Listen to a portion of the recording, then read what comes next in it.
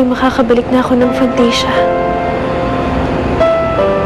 Ngunit hindi rin pala ganun kadali. Huwag kayo mag-alala, Ina. Gagawin ko pa rin ang lahat upang ako ang ibigin ni Eric. Ipaglalaban ko pa rin ang aking tunay na pag-ibig upang magkasama-sama na tayo. Dahil sabik na ako mayakap at makita kayo.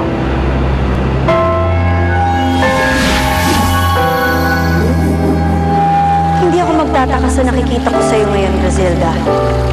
Binalaan na kita, ngunit pinairal mo pa rin ang katigasan ng iyong ulo. Ilang beses ko nang sinabi sa'yo na hindi sa lahat ng oras ay nariyan ako upang ipaunawa sa'yo ang lahat. At yan ang dahilan kaya ipinadala ko si Arisha.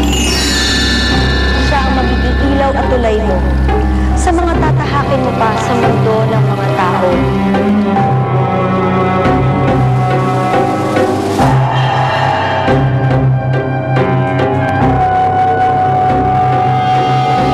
Ngunit para magawa mo ito, kailangan mong matutunan pakibagayan si Arisha.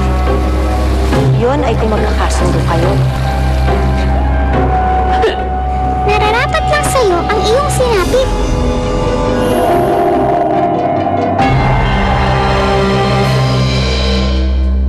Don't worry about me. Ilang araw na ako dito sa Palawan, Kabisado ko ng daan papunta sa beach nyo.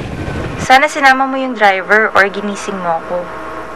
Ayaw naman kitang istorbohin. At saka may pinuntahan daw yung driver mo, kaya I left alone. May bibilin lang ako sa bayan sandali, okay? But you know what? Mukhang hindi ko na yata itutuloy, biglang lumakas ang hangin dito,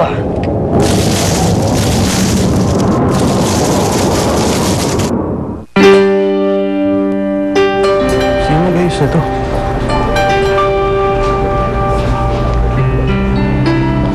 Magandang umaga, Eric. Pinagluto kita ng paborito mong agahan. Nag-abala ka pa. Hindi ka makakapagtrabaho ng maayos kung walang laman ang iyong sikmura. Alam mo, hindi mo na dapat ginawa to eh. Ngunit kaligayahan kong pagsilbihan ka. Pasensya na, Griselda, pero nagmamadali talaga ako eh. Kung pwede, balik mo lang sa kusina yan. Sa opisina lang ako kakain. Ngunit, Sige na, please. Magbibihis pa ako.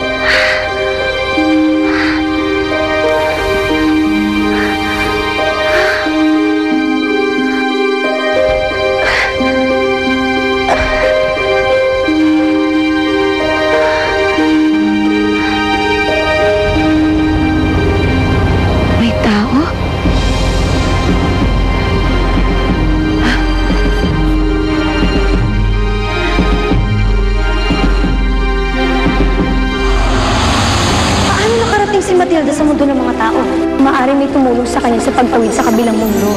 At mananagot sa akin kung sino mang gumawa nito. Mga gamit natin, ate. Bakit nasa labas? You're so tanga talaga, Griselda. Isn't it obvious? Pinapalayas ka na nga.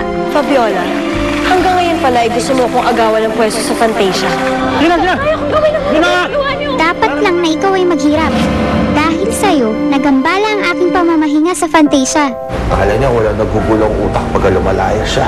Nag-alala siya kay Grasilda. Dapat lang na ibagsak na kita. Pagsisisihan mo ang iyong kalapas.